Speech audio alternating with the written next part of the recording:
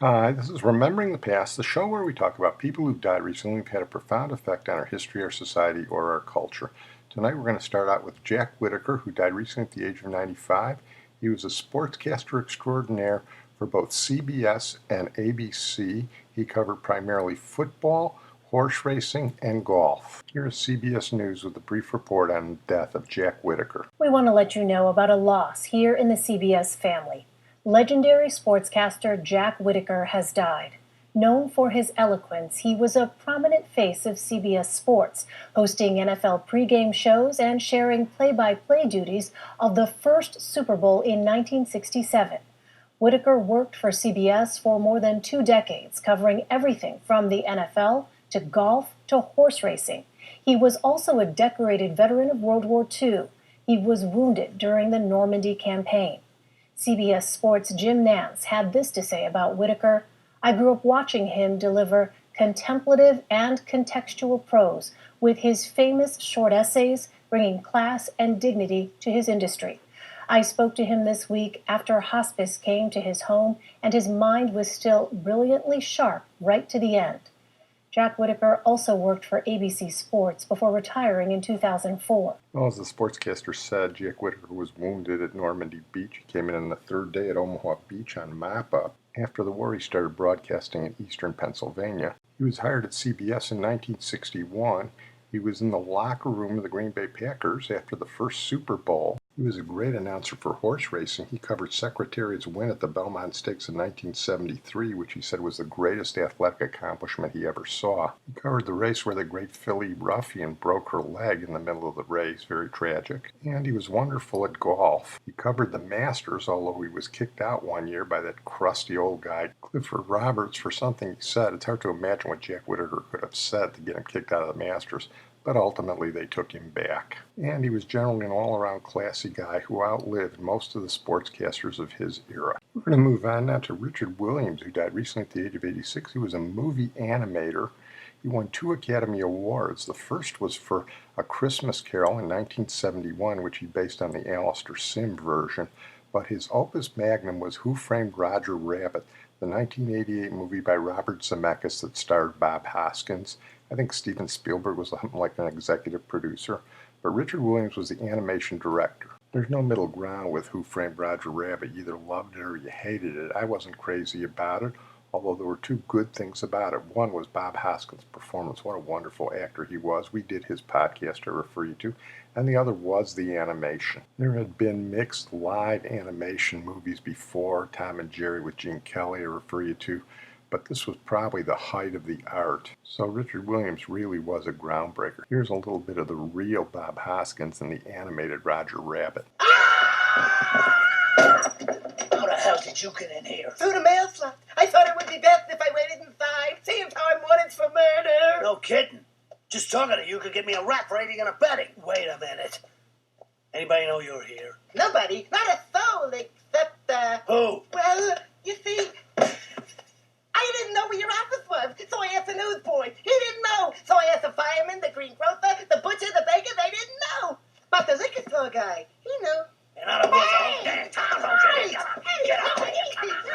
Please, Daddy, don't tell me you're making a big mistake. I didn't kill anybody. I swear, this whole thing's a setup, a scam, a frame job. Ow! Daddy, I could never hurt anybody. Ow! My whole purpose in life is to make people. Good animation, good acting, a meh movie. Well, we're going to move on now to Liane Russell, who died recently at the age of 95. She was one of the most important post-war geneticists in the United States. She was a nice Jewish girl from Vienna who barely escaped the Nazis in 1938, went to America in 1941, went to Hunter University, then got a PhD at the University of Chicago, and then was sent to Oak Ridge, Tennessee, where she studied the effects of radiation on mammals and mammalian embryos. Here is the journal The New Scientist on Liane Russell. Liane Russell, whose work helped identify the deleterious effects of prenatal radiation exposure and the chromosomal basis of sex in mice, died at the age of 95. She spent most of her career at the Oak Ridge National Laboratory in Tennessee, having first joined the institution in 1947. There, she and her husband William Russell established the Mouse House, an extensive colony of mutant mice bred to model the effects of radiation exposure. In 1950, Russell pieced together the connection between specific birth defects and radiation exposure during early development. The research continues to shape medical protocols around the use of X-rays and other diagnostic radiation during pregnancy.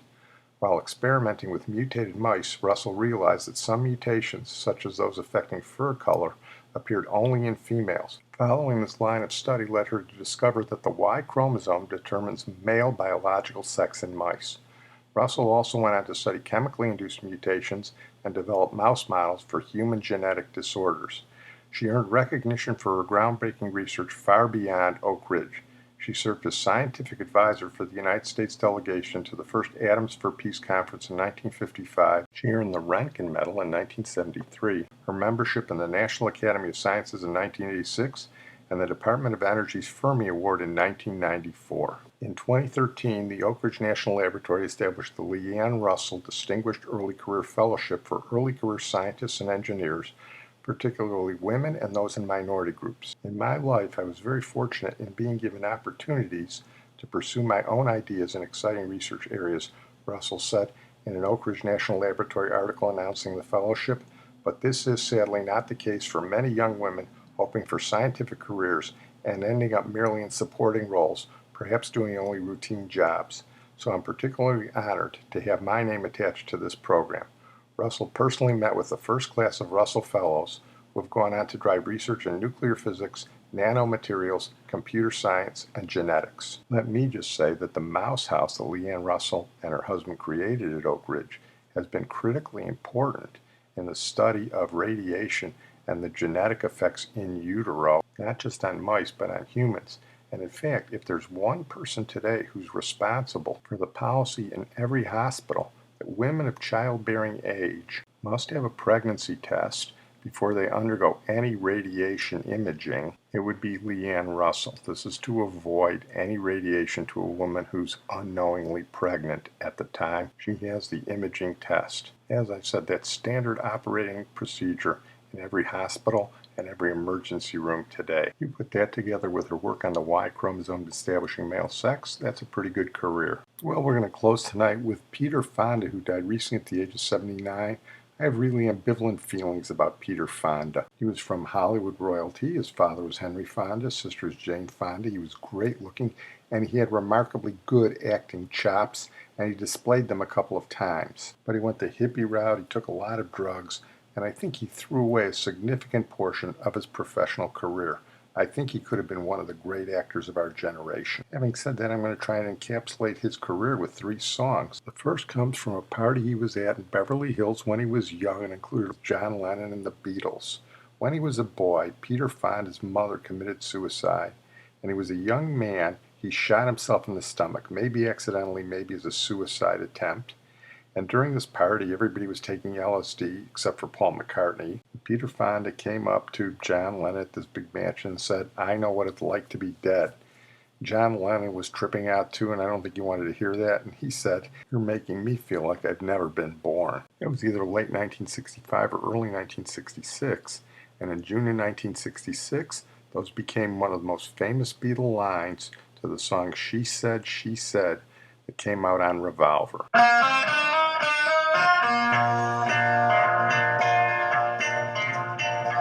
She said, I know what it's like to be there. I know what it is to be sad. And she's making me feel like I've never been gone. I believe that may be the only Beatles song that Paul McCartney didn't have a hand in. He was a little chagrined that day that they were giving him some grief about not taking LSD. In any event, Peter Fonda was hanging around with the beautiful crowd. I want to point out that one of his greatest acting performances was in a 1965 Alfred Hitchcock Hour, where he plays Verge Likens in The Return of Verge Likens. He is just phenomenal. You get an early indication of what kind of actor he could have been. But by 1969, he and Dennis Hopper have put together all their money to create a new type of movie. And it was Easy Rider where Peter Fonda starred as Captain America. And he was cool and good looking and a great actor in it, and he's forever known by this song by John Kay and Steppenwolf.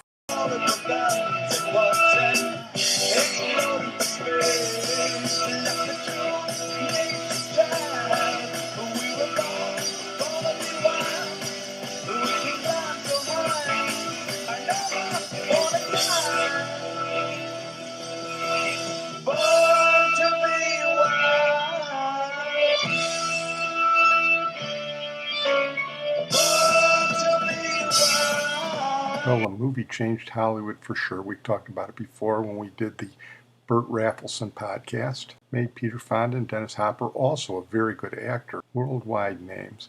But one of the things that I thought was interesting about Peter Fonda when I read his autobiography is he had a love-hate relationship with his father. He looked at Henry Fonda as old Hollywood establishment, the kind of thing he was looking to overturn. But at the same time, he wanted his love and respect. And to a certain extent, he also wanted his love and respect from his older sister, Jane. And here he talks about it. My dad saw Easy Rider, had me come up to his house, and he said, you know, son, I know you have all your eggs in this basket. And basically I did. I was tapped. After doing this, I was totally tapped out. And he said, but, you know, I just wish that you'd let us know where you're going. I said, well, you know, Dennis is saying, I'm going down to Mardi Gras, going to get me a Mardi Gras queen. That's a little thin, son. And I said, well, Dad, why don't you just take the trip the way we do and discover this America? Why, you know, you did this great discovery of America in Grapes of Wrath. You know, you did all these wonderful films, 12 Angry Men. And so just take the journey with us. I don't know, son, you're asking an awful lot from an audience in film. And I don't know if he was putting film down and going for stage because he was basically a stage actor or what. Nevertheless, he thought it was unwise and that I didn't make it accessible to the people. But you have to remember, he was quite a bit older and belonged to a different class of society, different grouping, and he had no idea. He thought I was just really weird because I dressed like a hippie.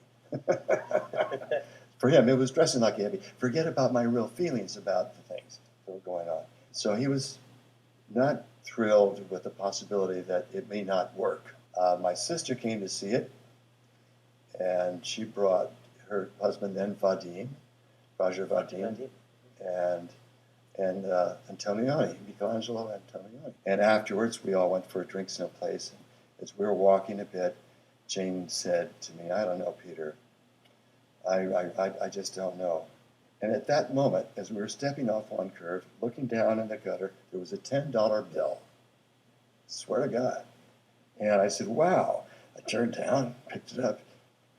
I said, well, Jane, this is the first $10 of the $10 million I'll make on this film. Well, he did make a lot of money from Easy Rider, but it didn't do much for his acting career. For the next 20 years, he starred in a lot of junk, stuff like Dirty Mary and Crazy Larry and Wanda, Nevada. Finally, in 1997, he got an Oscar nomination for Yuli's Gold. That movie was just about bees. What are you going to do? But I thought the best performance of his career was in 1999 in an absolutely great Terrence Stamp vehicle called The Limey. Terrence Stamp is just brilliant, and Peter Fonda plays a character from the 60s much like he must have really been. But again, like Verge Likens 35 years before, you got a hint of what a great actor Peter Fonda could be on occasion. Well, I'm going to close on that note. I want to thank my producer and IT genius, Sid Tepps. And the third song that we're going to characterize Peter Fonda with is also from Easy Rider. Peter Fonda wanted Bob Dylan to do the music for Easy Rider, but Bob Dylan just came up with one verse, one song. It was the first verse of the Ballad of Easy Rider, and he said, give it to Roger McGuinn. He'll know what to do with it. And he sure did. This is Roger McGuinn and the Byrds with the Ballad of Easy Rider as a final tribute to Peter Fonda. The river flows, it flows to the sea. Wherever that river goes, that's where I want to be. Flow, river, flow. Let your waters wash down, take me from this road to some other town.